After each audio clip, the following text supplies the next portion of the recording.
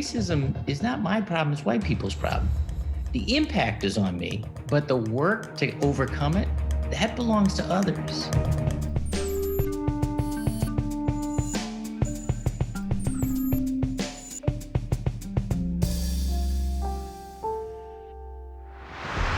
Hello and welcome to GZERO World. I'm Ian Bremmer, and today is all about race, inequality, and why it feels like so little has been done to solve America's deepest social problem. I'll dig into it with the former governor of Massachusetts, Deval Patrick. Spring 1992. Los Angeles is burning, and the acquittal of 4 white police officers in the beating of an unarmed black man sparks riots across the city. More than 50 are killed, more than $1 billion in property is damaged. The U.S. military arrives on the streets, and by early May, the world has taken notice. Sort out your own racial problems, published a South African newspaper, as LA has shown you are not a great example to us. America's ability to inspire through culture and values was being challenged. Now, 1992 was a period of unrivaled U.S. power. The Soviet Union had just collapsed. America pressed for democracy and human rights abroad, including in apartheid South Africa. Between 1989 and 1993, the nation's democracy-building budget swelled ninefold. But the commitment at home was less clear. As LA burned, the media often portrayed it as an isolated event rather than part of a broader pattern of inequity and abuse. 28 years later, with the ubiquity of cell phone cameras and social media, and as the United States military again descends on American streets, it's clear just how wrong that was. According to recent data, police kill African Americans at twice the rate of whites. Here's a list of just some of the deceased since 2014, when Eric Garner, an unarmed black man, was killed by police chokehold. In Minneapolis, where George Floyd was killed, police are 7 times more likely to use force against blacks than against whites. And when it comes to inequality, black households also have it the worst. They're twice as likely to live in poverty. They've fared the worst in the pandemic as well, dying at more than twice the rate of whites, of Latinos, and of Asians. And despite the risks of a spread, mass protests have swelled across the globe.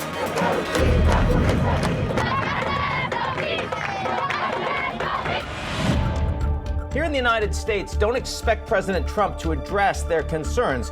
Whether it's pandemic or protests, the president's approval ratings have stayed flat, and he isn't likely to win re-election by reaching out to black Americans. Trump's best chances are with his base. Meantime, America's adversaries are taking advantage. Russia, Iran, China, none of whom can claim anything like the moral high ground, are all using America's recent unrest to deflect their own critics and point to American hypocrisy. Former governor of Massachusetts and presidential candidate Deval Patrick, great to be with you. Good to be with you, Ian. Thank you for having me. So much to talk about. We're at a very remarkable moment of American history.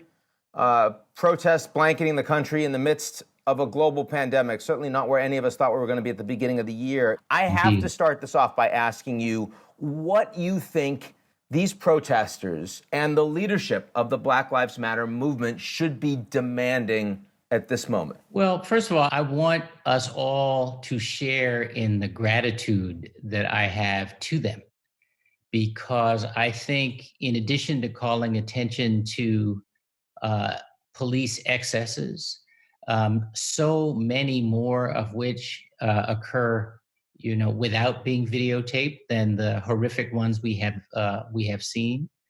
They are also calling attention to what the lasting and pernicious issue that underlies so much of police culture and so much, frankly, of our criminal justice system, of our healthcare system, our housing, our education systems. And that is the ways in which we have gotten accustomed to the devaluing of Black life. It's one of those rare bipartisan issues in Washington, the criminal justice reform. So, when you look at what's happening right now across this country, I mean, this isn't one or two cities, not one or two states. Do you have any optimism that things can quickly get better? And where would you point to likely progress if we were to get the agenda right? So, Ian, I am cautiously optimistic. I am by nature optimistic, but I do think that the protests have brought a certain urgency to these issues that we don't always see. I think the bipartisan support has mainly been around sentencing reform, which is critically important. You know, the warehousing of people and the failure to prepare the 95+% of folks who are in to be out again one day and back into productive and mainstream life is enormously important. Policing is a sub part of that. We have not had bipartisan support for that, at least in a very public way until now. We are seeing people of all stripes showing up at these demonstrations and protests. At the same time, there is a pandemic on. And I mean, so last week and a half, we've seen very little of Dr. Fauci, of Dr. Birx. How do you deliver a message like that without undermining both the pain and the progress that is at stake here? Very, very gingerly. I mean, it's you know, we've had my wife is a cancer survivor. She's recovering not quite even 2 years now. I have felt like I wanted to be present and witnessing protests personally, and she's basically said, "Not if you want to come back home afterwards." For a couple weeks, yeah, exactly, exactly, because we all have to care about her health, and I think people are making those kinds of judgments all over the country. We're also at the same time, I think, just on a human level, if I may say, Ian, you know, we're hungry for the company of other people. We're hungry for connection and community under any circumstances, but especially after a couple months of being self-isolated in this way, and to come together around something as meaningful as the current issues, I think is enormously important. Trying to be socially distant under those circumstances. It's gratifying to see so many of the protesters wearing masks, but not all do. And it is tough when you're being, you know, herded behind police riot gear to stay 6 feet apart. So we see one of the biggest expressions visible from space in Washington, D.C., a massive mural on the street saying Black Lives Matter, put out there by the D.C. mayor. And then the next day after that says, defund the police. And we see in Minneapolis as well, city council coming out with agreement to fund the police. Well, everyone talking about this. Obviously a lot more controversial than Black Lives Matter. What do you think about that message as a rallying cry for many that are out there on the streets and are leading this movement right now? I get it, Ian. I'm not there yet personally. I mean, I have a little bit, to be honest, the reaction I did to the calls to abolish ICE. Someone has to do that job. And to me, more to the point is, how do we get policing right? I understand the slogan. I understand what it points to. But what I want is to be able to count on the police to build real relationships with community, to be a source of safety and order, and not just a source of control and in many cases, violence. There are lots of really great rank and file police officers, and I think it is meaningful that so much of law enforcement leadership has spoken up in support of the protesters and in support of the points that they're making. So I want us to be able to rely on responsible and modern policing that emphasizes restorative justice and de-escalation and community building. But I take the point that there are reasons behind the desperation people feel in lots of American communities. Um, those are experiences, as I say, Black communities have had and felt for generations, but now many, many more communities are feeling that. And until we get at that and invest in the kinds of responses that alleviate and ultimately eliminate those kinds of anxieties and stresses and trauma, then it will not be enough um, simply to train police officers how better to de-escalate. I think that may be, this is how I sense what the slogan "Defund the Police" is getting at. Now, there are a lot of people that are debating today the issue of structural racism. A lot of white people coming out and saying, yeah, there's racism in the United States. There are a lot of individuals that act in a racist way, and we need to do something about that. And very few people trying in any way to justify what was behind that video that we all saw in Minneapolis. And then in the Black community, you have a lot of people saying, no, you don't get it. This is actually about a system that is institutionally racist against people of color. Deval, how do you talk to people to try to bring them together when the divisions about the nature of the problem are that fundamental? Well, we've never been able to have this conversation very well, I think, in America. Sometimes it feels like we divide between those who say, we've made profound change. Look at all that happened in the '60s, and we're done. And those who say we are in the same place we were, at the end of slavery. I've heard some rhetoric that we are the same as we were in slavery. In fact, both are true in the sense that we have made extraordinary progress, much of it in my lifetime, by the way, in the access, the freedoms, the equality and opportunity of Black and Brown Americans. But we have a lot to do. And it isn't always manifest in the violence visited upon George Floyd and incidents like that, although it is. And anxiety about that is something that every parent of a Black child thinks about and talks about with their kids. But there is a lot more to this, Ian, that gets at what my wife sometimes describes as the indignity du jour. The notion that you expect, especially if you're driving a nice car in a so-called white neighborhood, that you're going to be pulled over. The numbers of times you're called the N-word or something else, sometimes by people who think they're joking. I have given up going to baseball games and football games because I just don't want to have to listen to some drunk fan calling the players the N-word or ape or something like that. I just don't want to hear it.